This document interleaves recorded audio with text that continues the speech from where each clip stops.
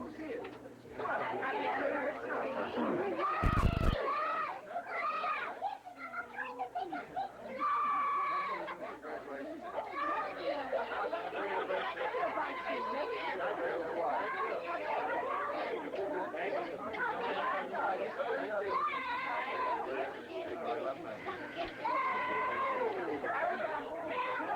Happy anniversary, Dad. Happy anniversary, that's a surprise, all right. Yeah, surprise, huh?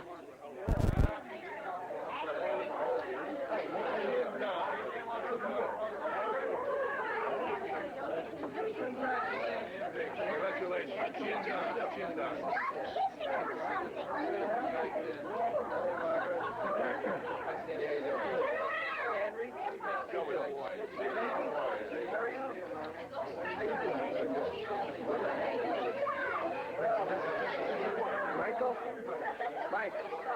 Michael, take some pictures of them kissing.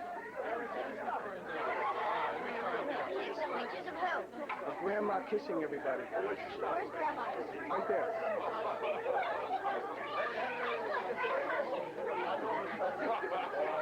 Grandma?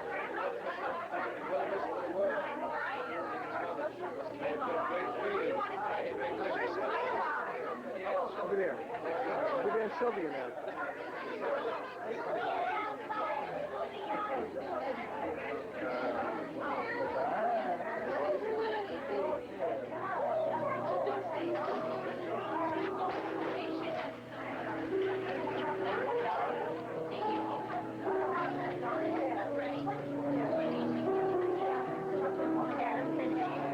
Good.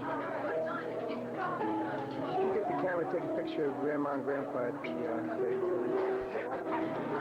It's right at my table. And I go to the bathroom. You know where the bathroom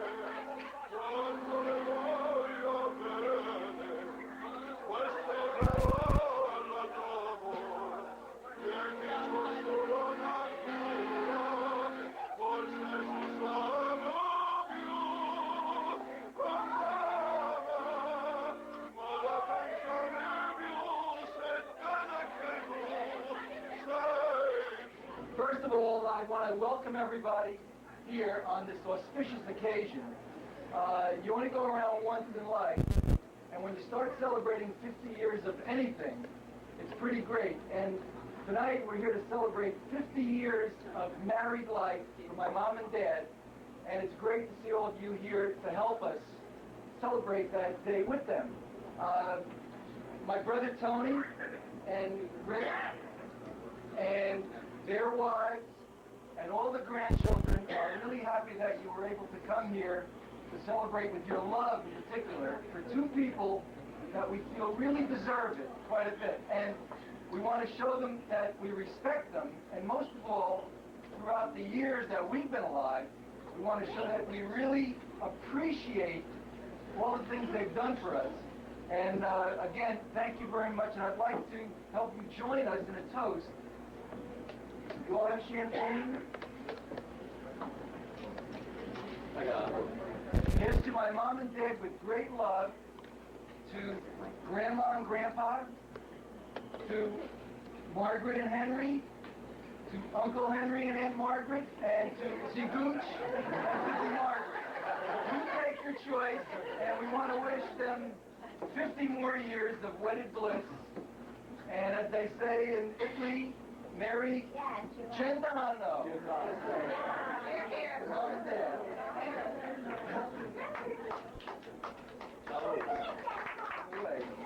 And I don't know if you ever thought about it, but if you take 50 years, in fact tomorrow is the 50th anniversary, April 23rd, 1939, and you interpret that into the number of days, I figured it out with a calculator. And just so you're aware, you can do some thinking about it, in the last 50 years, my mom and dad have been together for 18,262 days. You never thought about that. The next anniversary, I'll say how many minutes. While I was researching, I also came across some of the prices of different goods. For instance, the Barbizon Plaza Hotel, which Donald Trump was involved with a couple of years ago, had a single rate of $3.50 a night. A man's shirt was $1.49, and a brand new Dodge, this will make you sick, was $756. That was for a 39 Dodge. Those were some of the highlights of that particular day, that wonderful year, that wonderful day, April 23rd, 1939. Mom and Dad. First of all, we grew up in New York City, most of you know. And in fact, I wouldn't want to trade that time anywhere else, in any part of the country. It was the greatest time. I wish we could go back there sometime. In fact, we went back last year. We took our kids, Anthony and Rick and myself, we went to New York to see the aircraft carrier, the Intrepid. And I decided it would be great to just take a ride uptown. And we went to 319 East 115th Street, where we were all born. And there's some pictures of the building in our school that we included in the album. And it was one of those great nostalgic times. The only thing, of course, was the neighborhood didn't look nearly the same as it did when we left in 1951. My dad had a produce business, horse and wagon basically. He was a peddler in New York City. And I can remember many times meeting him on 118th Street, and he was making his run, and I would go on a Saturday usually, or anything during the summer, and help him pull the horse through the streets. I would climb up to the top of the wagon. I would deliver something up to Mrs. Del Guaravascio and the third floor.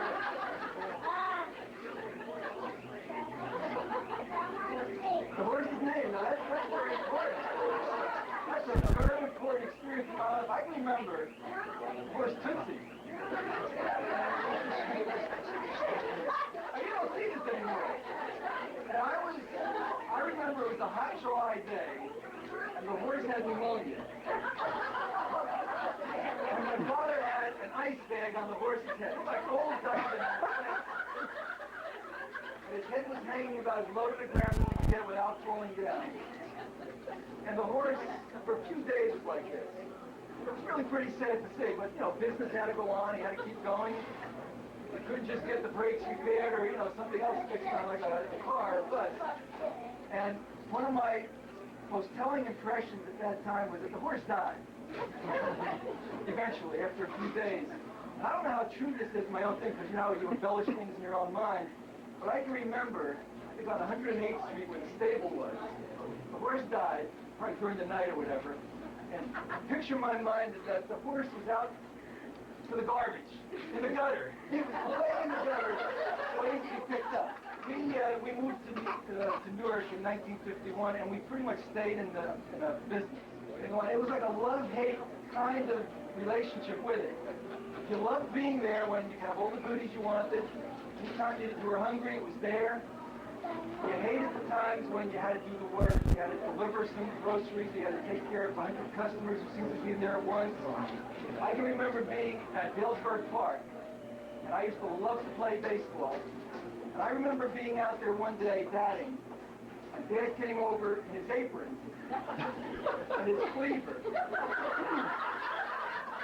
And he was standing in left field. And I was like this. He was waving to me because Josie Zito's groceries had to be delivered and she wouldn't wait. And Mickey Mantle never had that pressure. He was standing up there. So, it was an interesting time. Also, I remember Mom's cooking was one of the big highlights. So we had, I guess, your scheduled menu.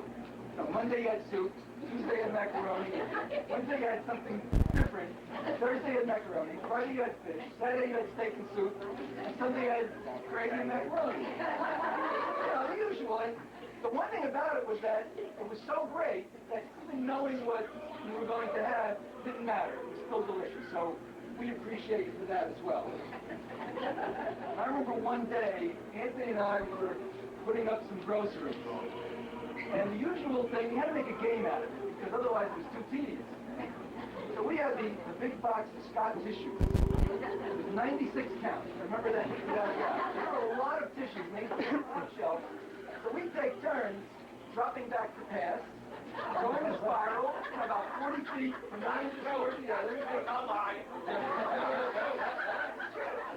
We'd make fingertip catches and all, and we got our practice in, plus we got things done. And I remember one day this girl came in, and she was wearing a Behringer jacket, which was the rival of our high school team we despised the most, which was John Behringer, me, and Henry. You guys weren't William, Mario. We used to hate Behringer. It was beat us, football. And she was wearing a Behringer jacket, which was great because now I could easily make a conversation with this beautiful girl. Usually, what else can you say? And we had a few comments about all teams being Galesburg and West Side District. And of course, that was the beginning of a love relationship that we've had, and we just celebrated our 25th anniversary last year. So, in some cases, the story was really good.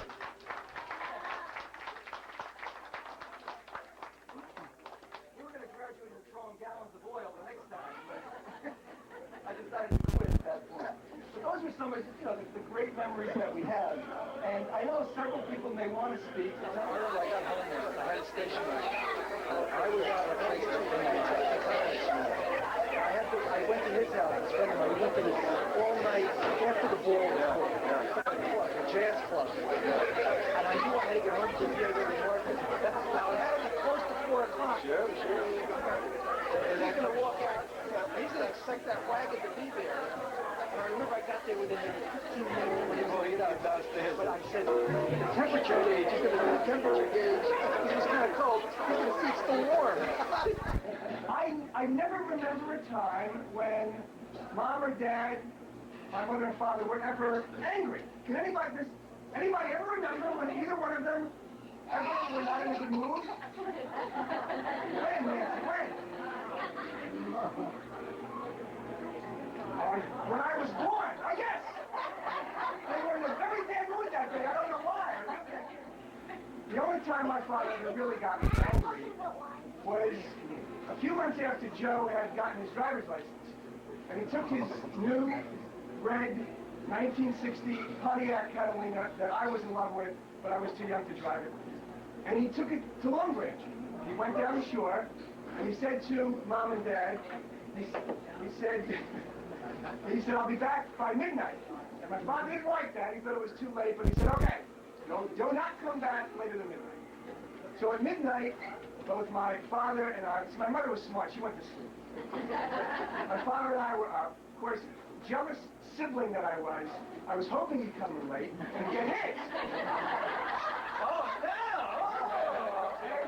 And in my fantasy, I was saying, maybe he'll take the key away, and then I'll get the key in the car and the whole thing. So that was my fantasy.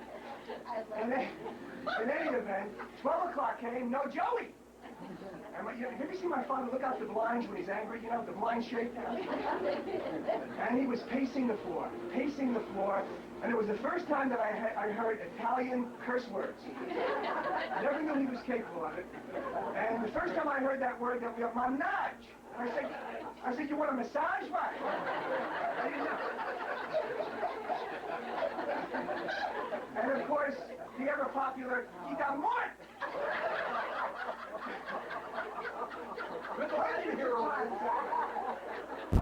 And I'm talking, he was in a rage.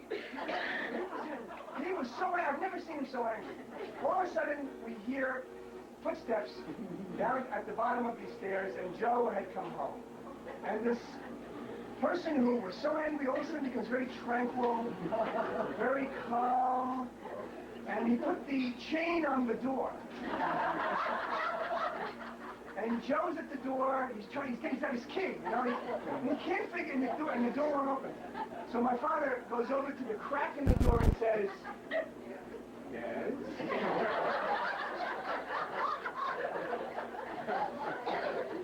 And Joe, it's 2 o'clock in the morning, he wants to go, he says, come on, let me in. My father says, this is the classic one, give me the key.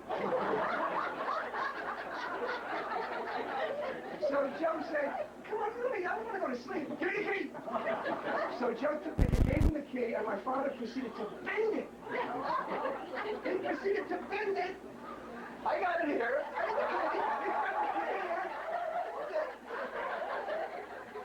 And we would like our anniversary gift to my father is that key.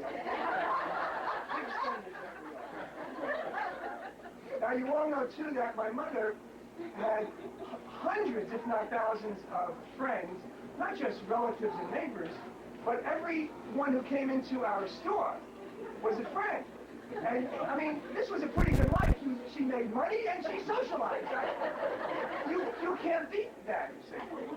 And, see, it was the kind of thing where when people came in, it wasn't, I'll have a quart of milk and a loaf of bread. It was, Margaret, what are you cooking? And you know, Frances Percacinti she'd go straight in the back to lift the gravy. I'd be back there changing my clothes. Frances! And I never said to myself, I think that my father said, I've got to be the one to be serious because we got a business to run here. Otherwise, we're going to party 24 hours.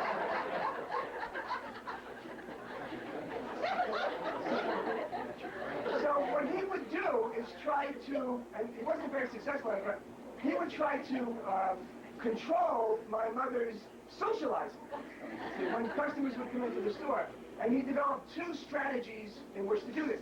Anytime she was involved in a conversation with, say, Francis or Josephine or somebody, and it was going on too long, he had these 2 ways of telling her to curtail it. One, he'd sing. Not words, but he'd go,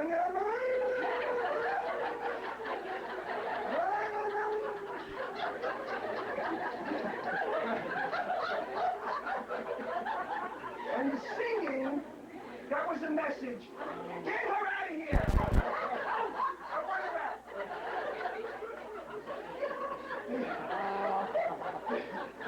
The other strategy, this is ingenious strategy.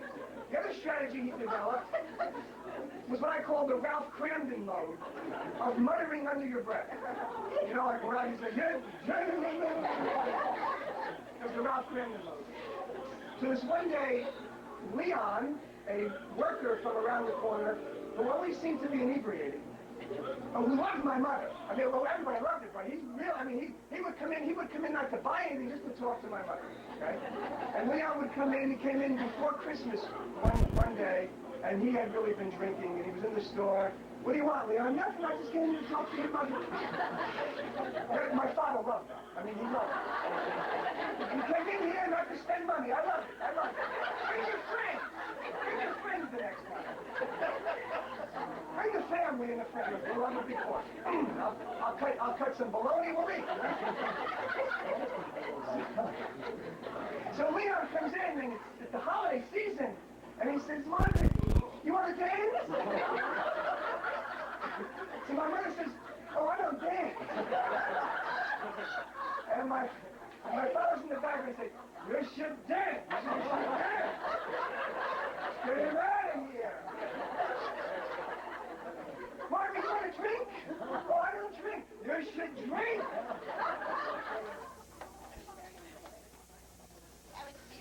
Years. I'm going to really be serious. I don't want to really get into some stories. I want to really thank Mom and Dad, 50 great years, and really like 50 more years to come. Also, I really want to, being a teacher, I see kids nowadays really come to school and really say to me, you know, I wish my parents were home more, I never see them anymore. And I always tell them that I was really lucky. Growing up, I know they had the store, which forced them to be there, but whenever there was a problem, they were there. And I really want to thank you for that publicly today. Also, I threw a lot of things this week to really say, and the main thing that really bothered me a lot was wanting to really publicly mention to you that I really love you a lot, and thank you for the upbringing that you really gave me. I really enjoyed that. Being a grandparent, I think you've really shown your kids, grandparents, really, the grandchildren, how really great you are, and also that you really do anything that you really want. They bend over backwards, and it really makes me feel good knowing that, especially. And really, to sum it up, 50 more years of happiness, of pleasure. It's great being your son. Thank you.